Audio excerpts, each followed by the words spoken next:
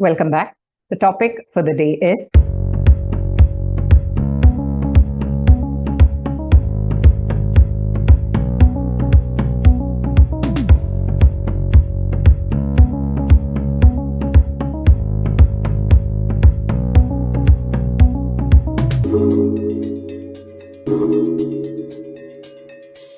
for relevant cost of non-current assets, the basic rule is it should be a cash outflow or a lost cash inflow. So this is the same rule that we have applied for relevant cost of raw materials, relevant cost of direct labor. So always bear in mind that the basic rule doesn't change.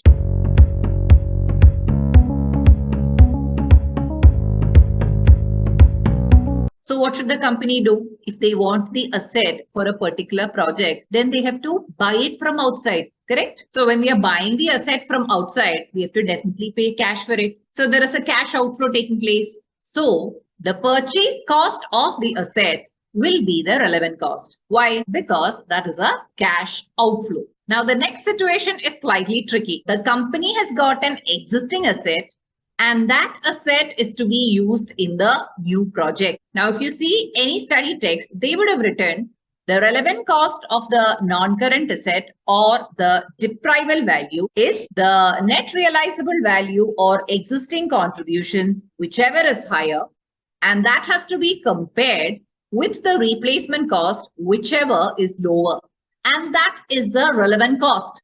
Now, what in the world does this mean? It doesn't make sense, right? So we will take up an example and I will explain what exactly this chart means and how it is related to our basic rule, that is relevant cost is always equal to the cash outflow or the lost cash inflow.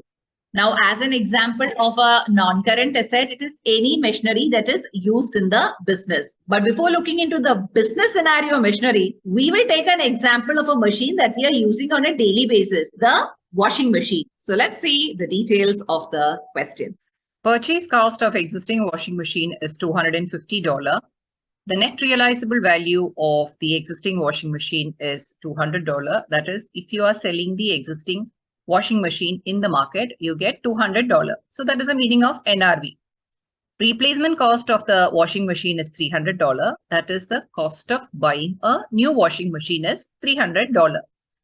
Now, the current use of the washing machine is you get a laundry income from area 1 with contributions amounting to $2,000. So that is a current use. And what is the new use that has come up? The new use is laundry income from area B with contributions amounting to $3,000.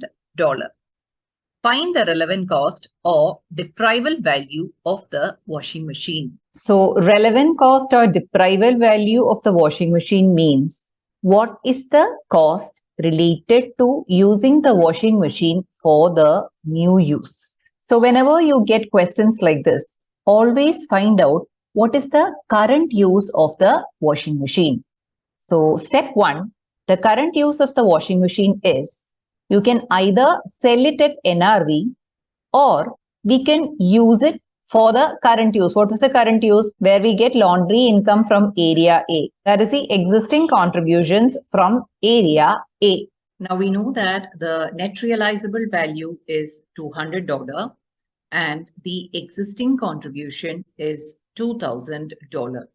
So do you want $200 or do you want $2,000? We naturally want the higher figure. That is $2,000, which means that presently we will not be selling the washing machine. We will be using it to earn the laundry income from area A because the laundry income from area A is more than the net realizable value or the value that you get if you sell the washing machine in the open market.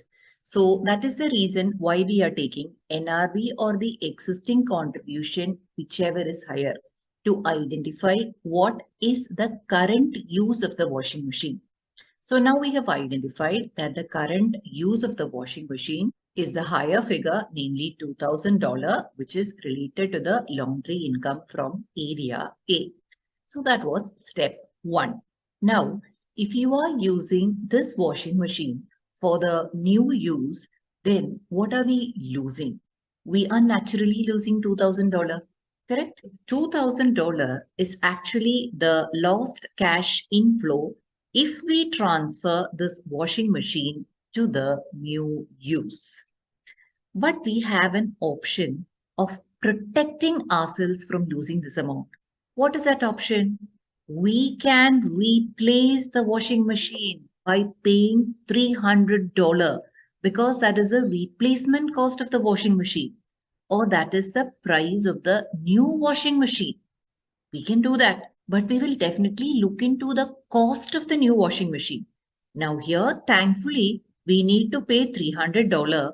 And if we pay $300 for the new washing machine, we are going to get $2,000, or we are protecting ourselves from losing this $2,000.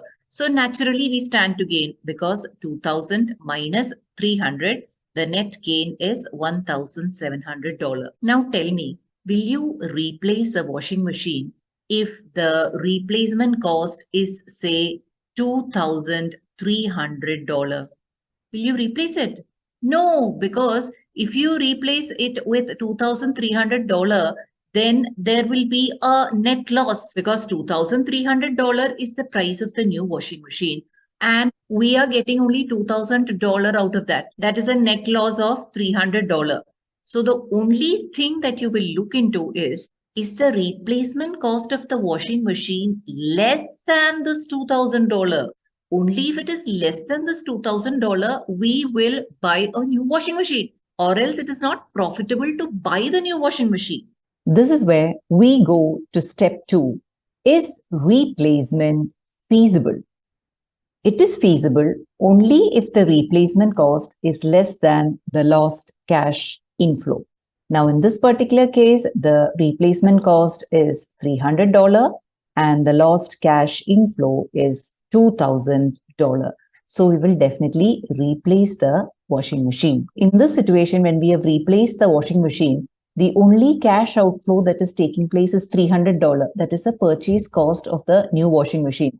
Because this lost cash inflow, we are not losing if we buy a new washing machine because that gets saved when the new washing machine is bought. So in this case, the relevant cost is $300, which is nothing but the replacement cost or the cash outflow that has taken place. Now take the reverse situation. If the replacement cost was $2,300, would you replace it? No, you would not replace it, and you would definitely lose this $2,000 because you are unable to buy the new washing machine. In that case, the relevant cost will be $2,000 or the lost cash inflow. So what is the summary? Among these two figures, that is the lost cash inflow and the replacement cost, the lower figure will always be the relevant cost. See, in the first case, the lower figure was $300 and hence that is a cash outflow and that is a relevant cost. In the reverse situation, that is, if the replacement cost is $2,300, then the relevant cost will be $2,000 as that will be the lost cash inflow.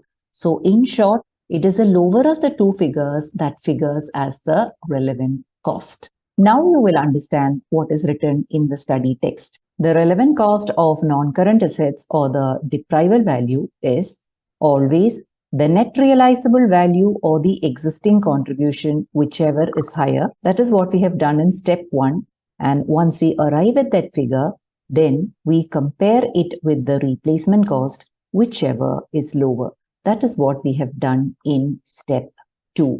And that will be the relevant cost. Now, one more thing I want to say is, in the question, it is not necessary that they will give the new use of the existing asset. If the question is find out the relevant cost of the non-current assets or the deprival value, then it is implied that there is a new use for the asset. So I will delete point number 5. That is not there in the question. That is, even if the question appears like this, it is the very same answer because deprival value means the current use is getting deprived of or denied of this existing machine. because it is to be used for a new use. So even if the new use is not mentioned in the question, it is the very same answer that you will get. So there are two situations in which we have to use this chart. One is they will ask you to find out the deprival value and they might not mention the new use, or they will give you the new use and they will ask you to find out the relevant cost of the non-current asset. So in either of the two cases, the meaning is the same. That is, the current use is getting deprived of this machine. So only in such circumstances, you have to use this chart. Now, this existing contributions is also known by the name economic value of the asset or present value of expected future earnings which the asset will generate. In the question, even if these words are mentioned, just understand that it means the existing contributions of the asset. So now I will show you another question where it is worded differently and the answer will also be different. Question number 2. Your company is considering an option with regard to a machine which cost $120,000 4 years ago. $120,000 4 years ago. So that's the past cost or that's the sunk cost. So it's completely irrelevant or we should not consider it. The machine can generate scrap proceeds of $150,000. So that is nothing but the NRV. If the firm wants to sell, this machine would generate a net income of $180,000 if used on a project, which means that if you use it on a project, you will get a contribution or a net income of $180,000, which means that this can be treated as the current use of the asset. Now, the current replacement cost for the machine is $210,000. That is, for buying a new machine from the market, it costs $210,000. Now, listen to the next sentence very carefully. What is the relevant cost of the machine on using in the project? On using in this project, it is specifically mentioned that the machine is going to be used for this project and not for any other project. So what will be the difference? I will definitely go to step 1. Step 1, the current use is net realizable value of $150,000 or the current project, which is $180,000 net income. Among the two, what did we do?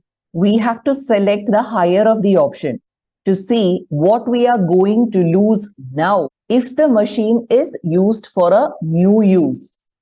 But here they have asked if the machine is used for the current project, on using in the project. That is what they have mentioned. See the words? It has been worded differently, which means that if we use the machine on the current project and earn $180,000, then what is it that we are losing? The amount that we will be losing or the lost cash inflow will be $150,000. And that will be the relevant cost in this question, for the simple reason that the question has been worded in such a way that they have asked the relevant cost of the machine on using in the project. And please make a note of this sentence also. This machine would generate a net income of $180,000 if used on a project. If used on a project means it means that that project itself is the new use. Otherwise, they would have mentioned the machine is generating a net income of $180,000 currently or presently.